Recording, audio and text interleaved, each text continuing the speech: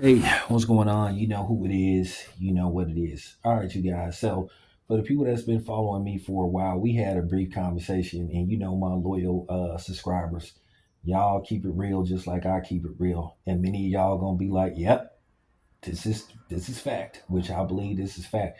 Now, in case you guys don't know, um, Jalen Brown about 2 weeks ago was traded from the Boston Celtics to the Philadelphia 76ers for basically, chicken and beer.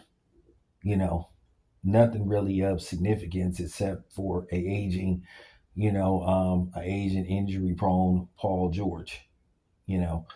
But nevertheless, it was really nothing significant, involved in that trade.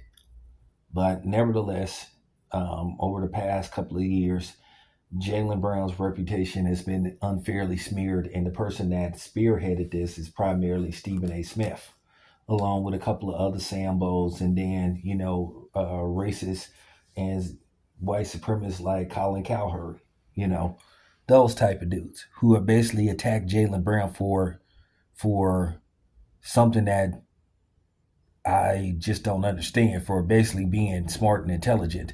But they have this thing with athletes, and particularly black athletes, where they're just supposed to perform on, the football field, the baseball field, or the basketball court, or in the boxing ring. They're not supposed to have any type of, you know, um, academics, outstanding academics.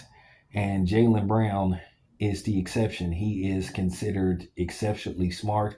Uh, some people can make an argument that he's a borderline genius based off, his accolades and stuff, and what he's done so far as, an entrepreneur and an athlete, and then some of the achievements that um, he was able to accomplish going to Cal Berkeley.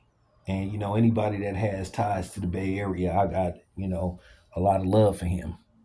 But nevertheless, you've seen this attacks talking about, oh, he think he's the smartest guy in the room, and many of us believe he was the smartest guy in the room. But to sit up here and attack somebody for being able to think on their own and not be able to be played and be a pawn in the system, it is just mind-boggling. To try to make you feel guilty for being smart. They only do this to, like I said, they only do this shit to black people. They only do this to black men. Like, you gotta be kidding me. I mean, it's just mind boggling. But I'm gonna tell you guys briefly where I think a lot of this began. I think a lot of this began where basically Adam Silver started to look at, and keep in mind, these people are making phone calls behind the scenes and texting people and sending emails. It's the same thing that they do in Hollywood, how they blacklist you and how basically, they can stun your growth. Not physically, but financially, your portfolio, or ruin your reputation, slander your name, just like in Hollywood, where sometimes if you don't comply, they say, "Oh, this person is difficult to work with. He has an attitude," and all, that type of stuff. And many of us know where this comes from. Being the smart, intelligent, educated brother, you can't win for losing.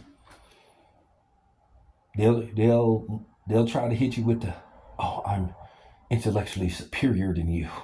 You're beneath me." But then if you can match wits with them, or if it's proven that you're even smarter, then all of a sudden that's that's cardinal sin. Oh, he yeah. I mean, if you a black man, you just can't win for losing. Damned if you do, damned if you don't.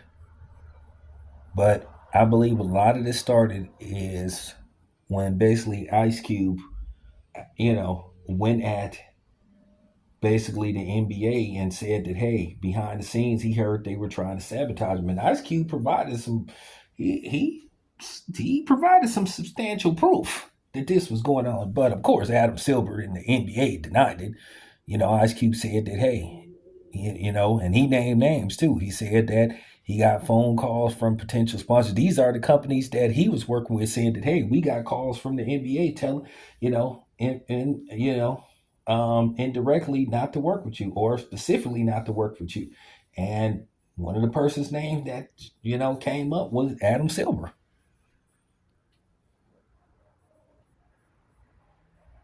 So basically Ice Cube out at the NBA, and then to me, I guess due to the fact that there was some issues with the Big Three and the NBA, Jaylen Brown decided to play in the Big Three All-Star game.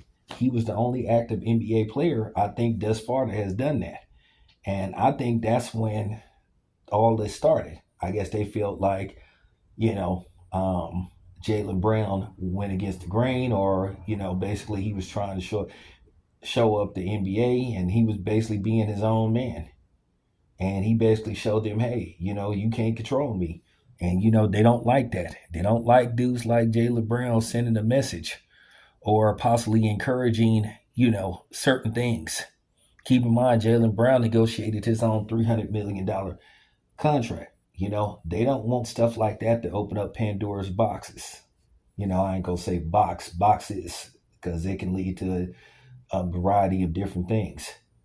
So they felt like, to a certain degree, they had to slow Jaylen Brown down a little bit, or quote unquote humble him. So basically what they do is they find a media puppet, and Stephen A. Smith and Malika Andrews are always willing to do the job. So basically Stephen A. Smith started putting out stuff about him, saying he's not marketable. How is Jaylen Brown not marketable? Based off what? And then Jaylen Brown, all he did was openly challenge Stephen A. Smith. Okay, well, who's your sources? Where is this coming from?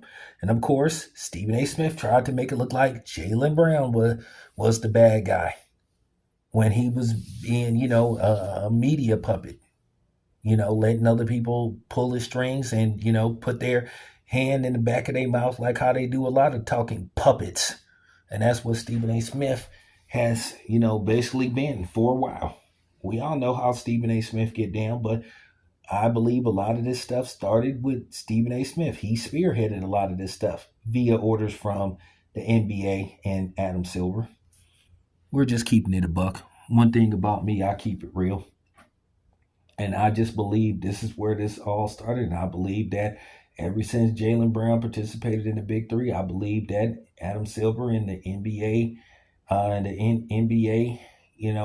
people just had a grudge against him. And you see the trickle effect.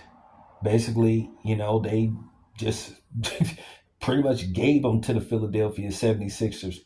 But Philadelphia will benefit from this. I mean, they traded him within the division. So let's see what happens. But this is what I believe. It's your boy Town. I'm out.